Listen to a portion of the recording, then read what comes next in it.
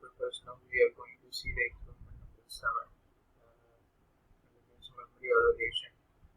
In this, we have to see the write C++ Python program to simulate the following. Memory allocation. This is worst fit. We have to see the three types: worst fit, best fit, first fit. Now we are going to do worst fit. Now we have to see the algorithm. Step 1, start the program. Step 2, get the number of memory partitions and their sizes. Step 3, get the number of processes and value of block size of each process. Step 4, first fit the algorithms searches all the entire memory block until the whole which is big enough is encoded the allocation the memory block of each process. Step 5, list fit algorithm says the memory blocks for the smallest code which can be allocated to the requesting process and allocated. Step 6, worst fit algorithm sets the memory blocks for largest code and allocate it to the process.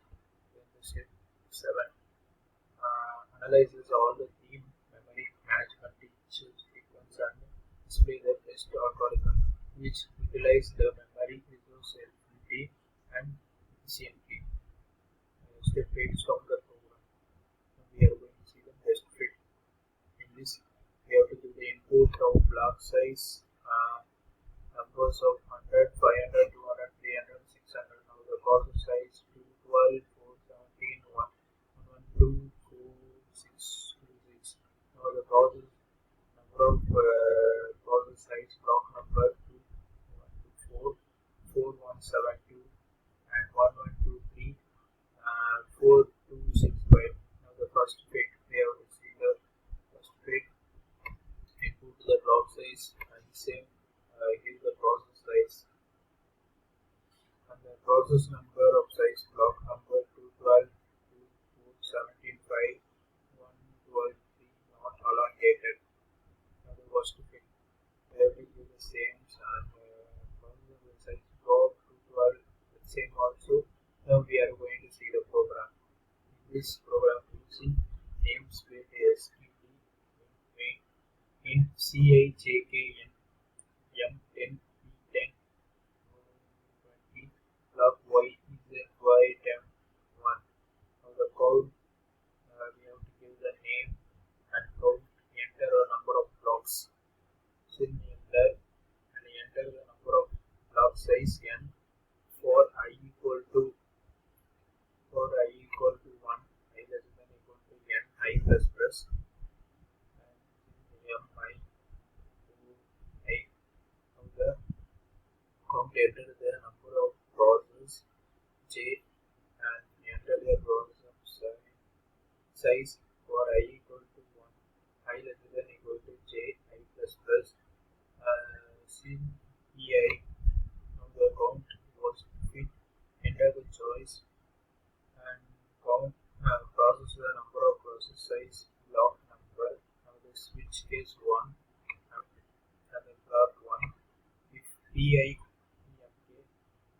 break else flag if count is not allocated.